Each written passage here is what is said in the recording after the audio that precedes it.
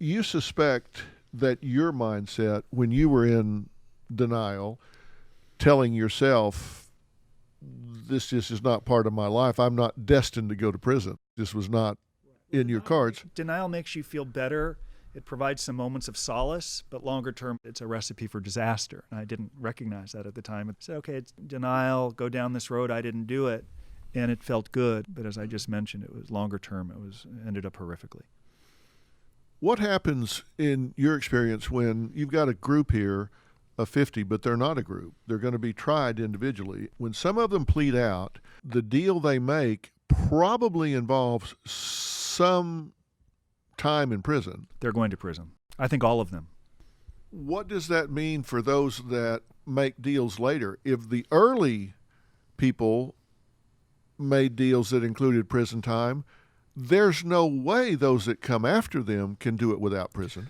That's correct. Those who accept responsibility later in the process, the government will justify a longer prison term at sentence in part because they'll say, Your Honor, we've had to spend X amount of government resources. This defendant delayed the inevitable. So as I've written and coached our clients, if you've done it, don't walk, but run to the U.S. Attorney's Office to take a deal, because the fewer resources they have invested in you, the better. The question is, do they view their actions as criminal, and are they willing to acknowledge that they made these bad decisions and begin to endure the lifelong stigma of being a convicted felon? And frankly, federal prison, Dr. Phil, can be the easiest part of the sanction. It's all the accompanying problems that follow. And for some, it's just too much to bear. I've had clients who were lawyers who said, I broke the law, but I've got to go to trial because if I lose my law license, I'll never earn another penny. I said, that's not true. And I can point them to many, many people who have lost their licenses and been incredibly successful as a result of the conviction. So sometimes they're too short-sighted. I'm going to lose my license. I'm going to read my name on the cover of the New York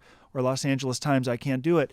And they're not thinking 3, 5, 10 years ahead and then working their way back and assessing what they would like their life to look like. I think old sayings get to be old sayings because they're profound. Yes. Like stitch in time saves 9. It's been around for generations because it just fits generation after generation. And that old saying, first loss, best loss, You're saying get in there early before A, you've pissed them off, B, they've spent hours and hours and hours of having to prepare this case. Yes.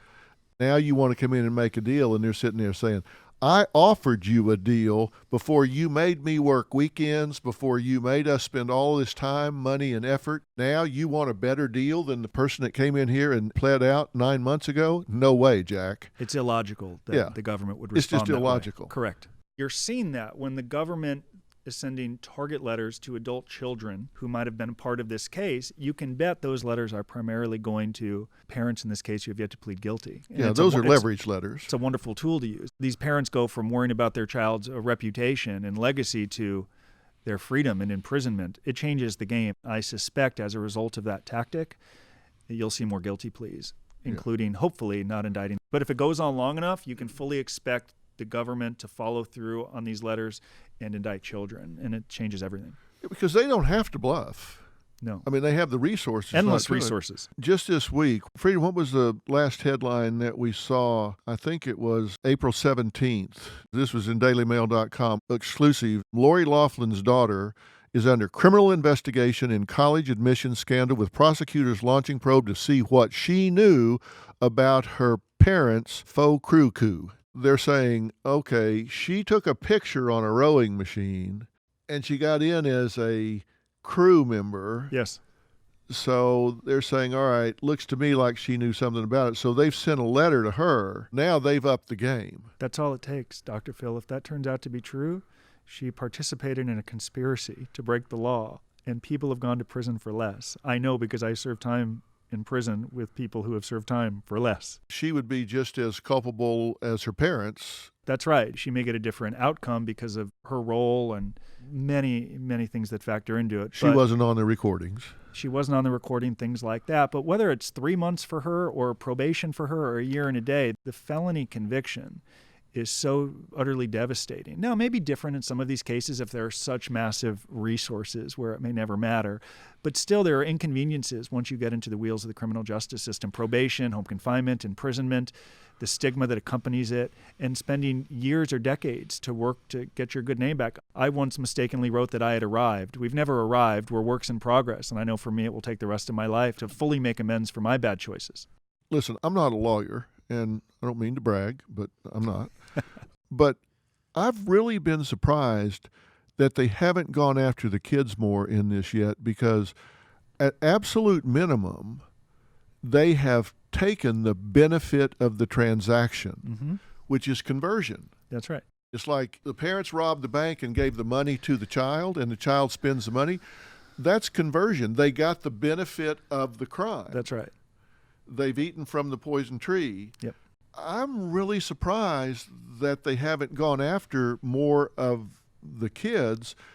Isn't that likely the next strategic wave for those that don't plead? Without question. That is the next best strategy for the government, to get more guilty pleas, to help those, in this case, recognize that we view what you did as criminal. You're not recognizing that there are victims here, and you're focused on yourself and how you think you have been wronged and how your own life is imploding. And we have endless resources and are willing to go to a jury to tell a different story, to tell a different narrative. And they will continue to use those resources, including indicting children. And then at some point, if that were to happen, most of them will accept responsibility. In some cases, they could spend millions of dollars in legal fees. I've had defendants call me and say, well, I've known of your work for 2 years, but I was always going to go to trial, and they've spent $2 million in legal fees, and then on the eve of trial, they plead guilty, and then they all end up saying the same thing. Man, I wish I got here 2 years ago. I've been in jail this whole time. I'm just not getting credit for it. All of these defendants, Phil, we have to understand, are already in prison. They're just not getting credit for time served. And that's why it's sentencing. It's easier because you can begin to plan.